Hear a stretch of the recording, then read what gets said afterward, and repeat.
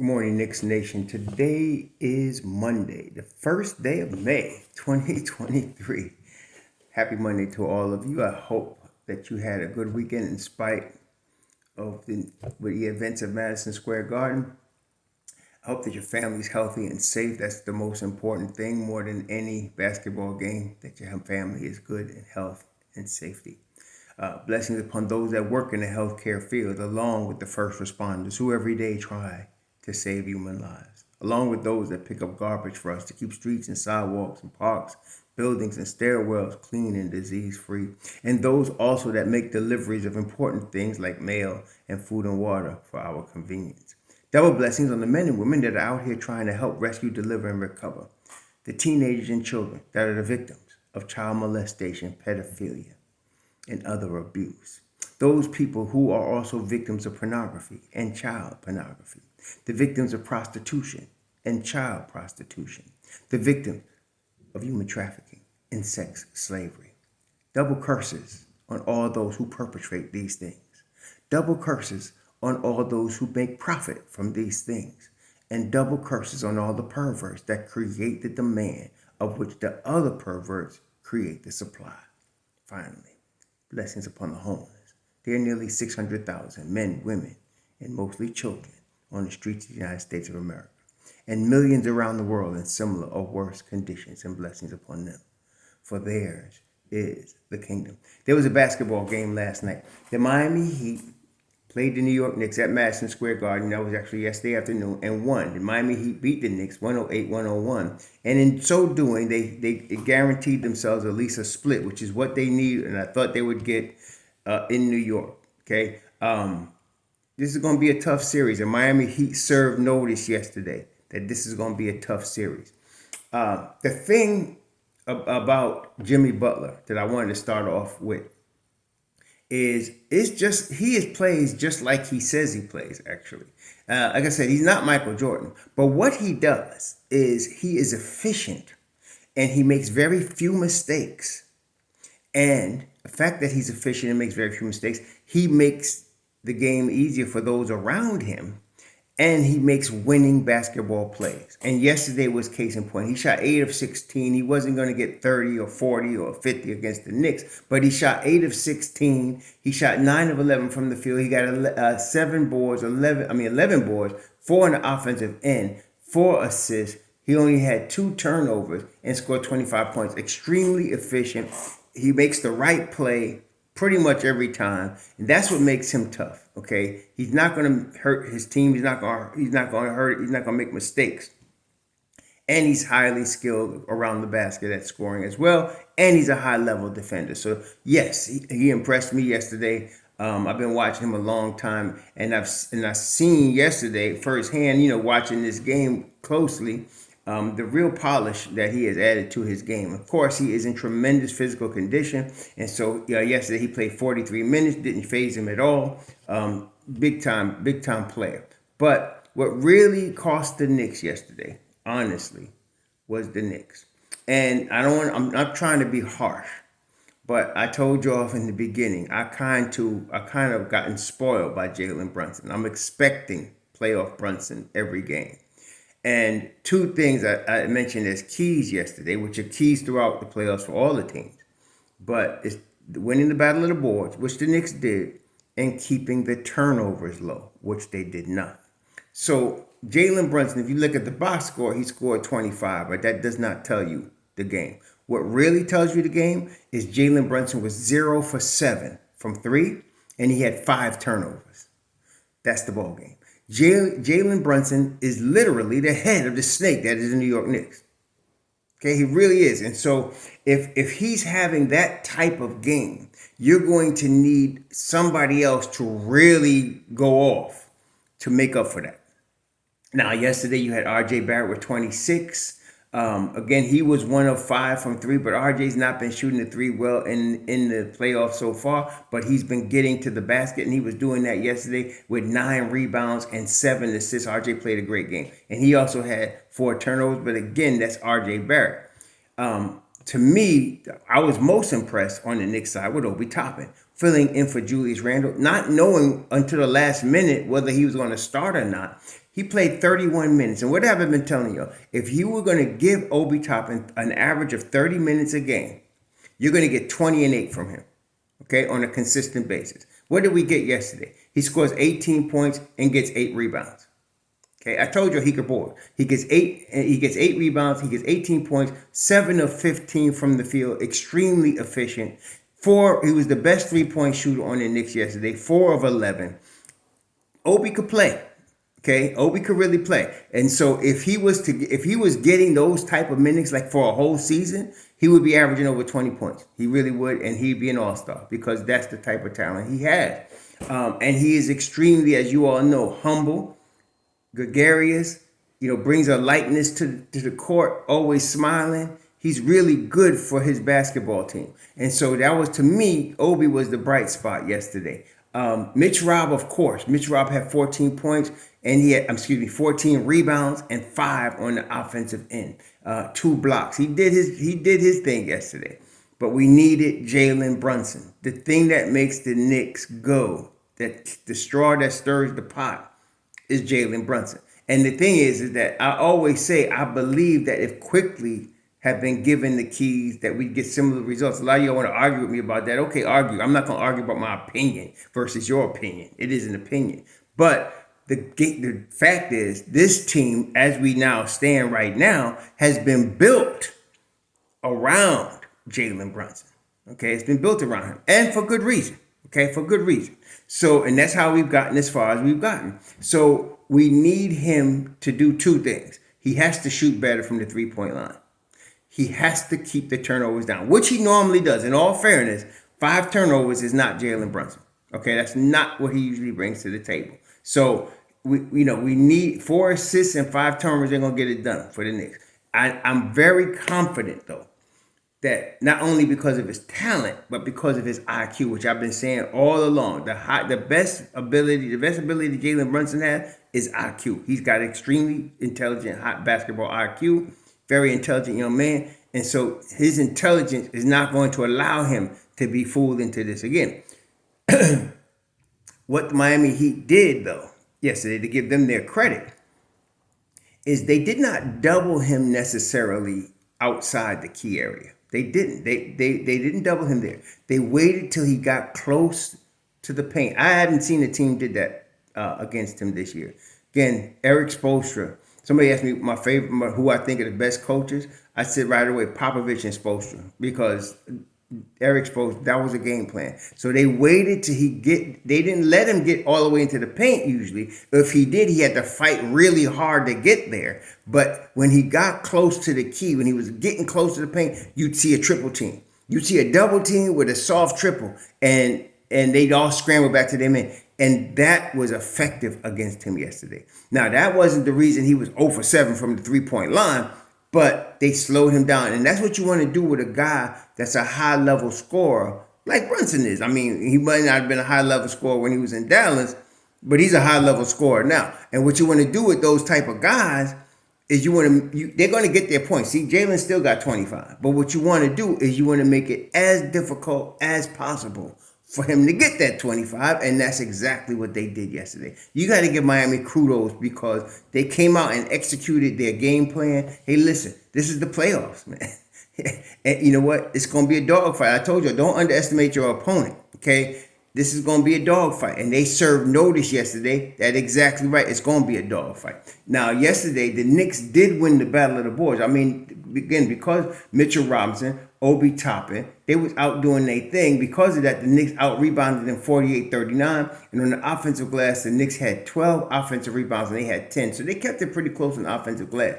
But the Knicks had 13 turnovers, and Miami only had 8. All right, that's pretty much a ball game right there. And then the Knicks hit 7 3-pointers, whereas Miami hit 13. See, normally Jalen Brunson would at least be 3 of 7.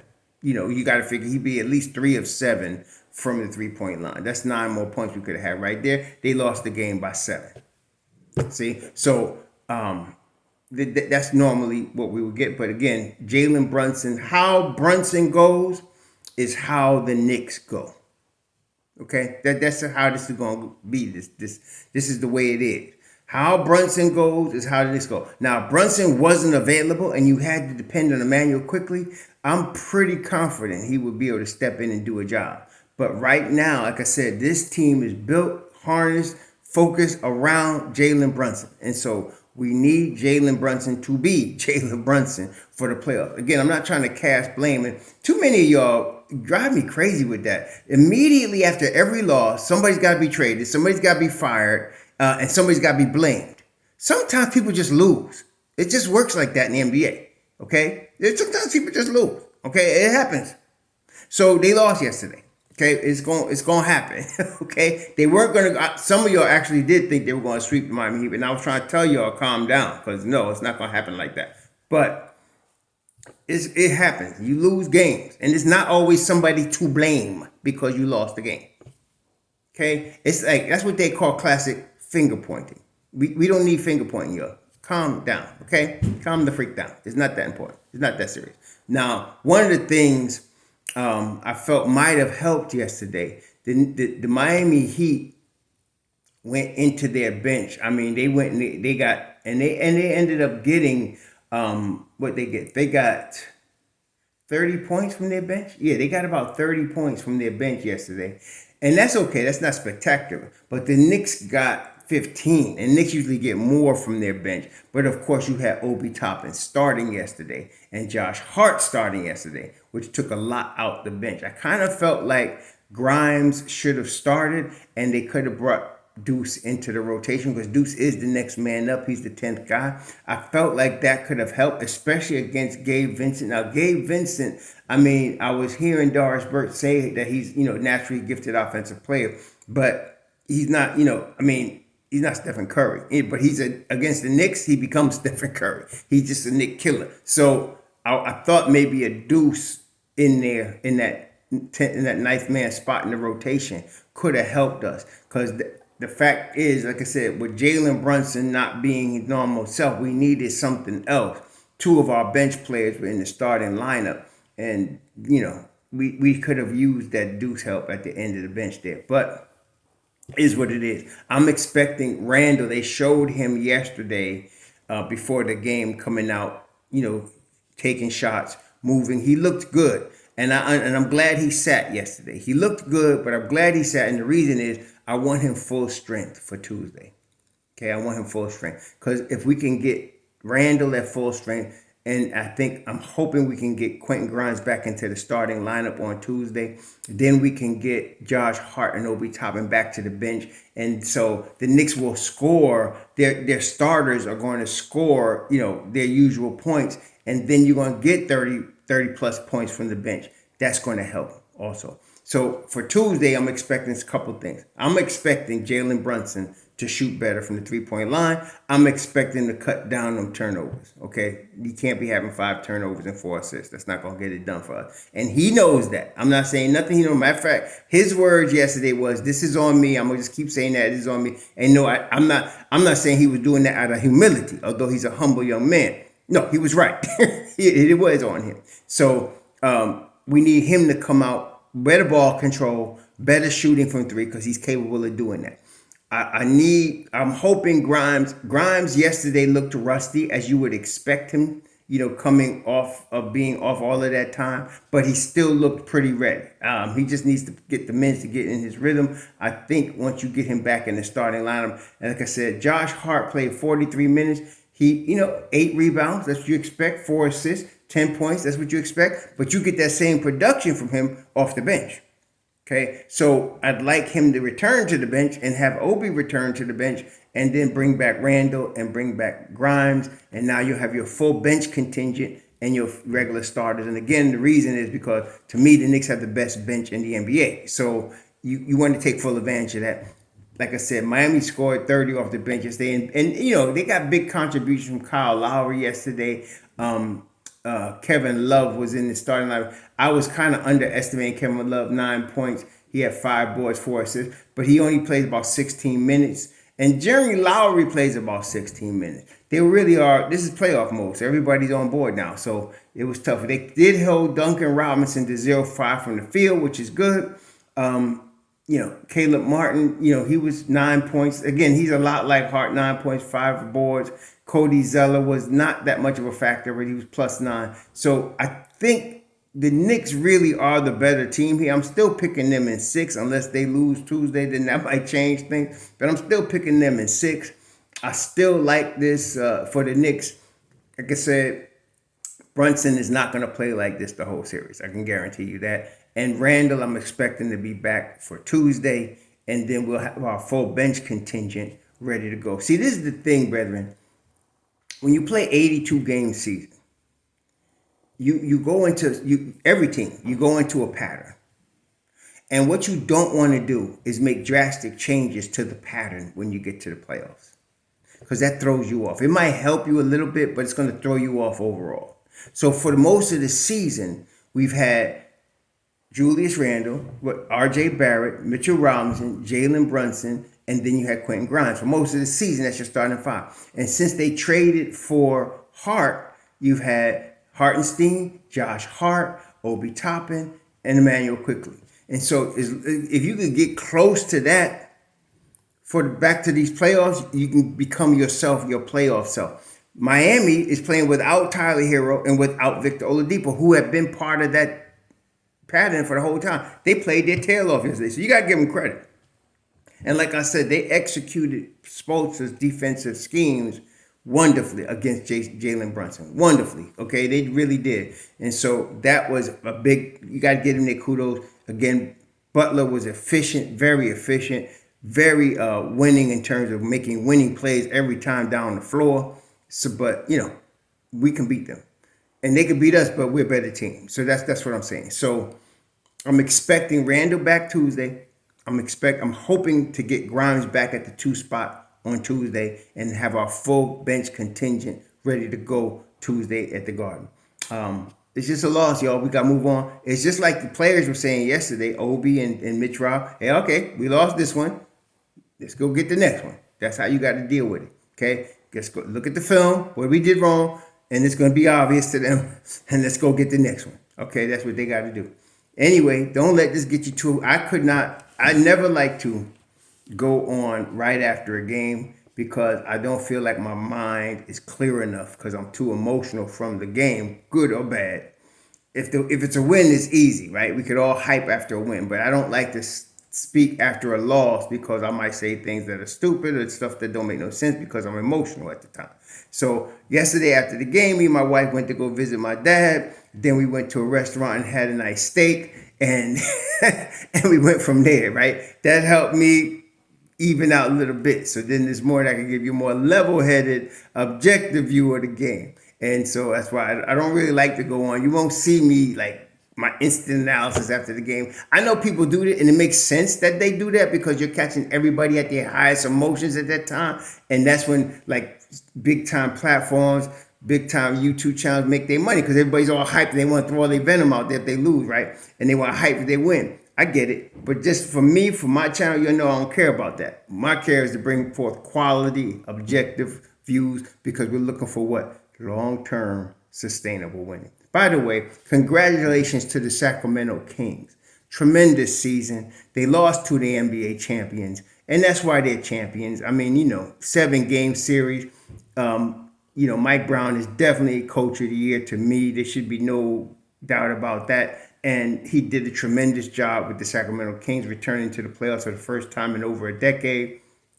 Good job, Sacramento. Y'all will be back. I'm not worried about that. You got De'Aaron Fox, who's not yet reached his prime. Young Keegan Murray. You got a good squad there. You're going to be all right. So congratulations to the Golden State Warriors. Shoot. They're going to be rough, man. I mean, Wiggins' return changes everything for them. That was really the big thing. If they didn't have Wiggins, they would have lost the series. Okay, I know Stephen Curry dropped 50 yesterday, but he's going to do that. But the difference maker to me was Andrew Wiggins. And getting him back is what now he was the key to last year's run. They're going to be tough to beat. So they're going to eliminate the Lakers. Put it that way. If everybody stays healthy, they're going to eliminate the Lakers. And it may not even be past 5 games because Golden State's going to be that tough, man. Anyway, y'all have a great Monday. We'll talk. Shalom.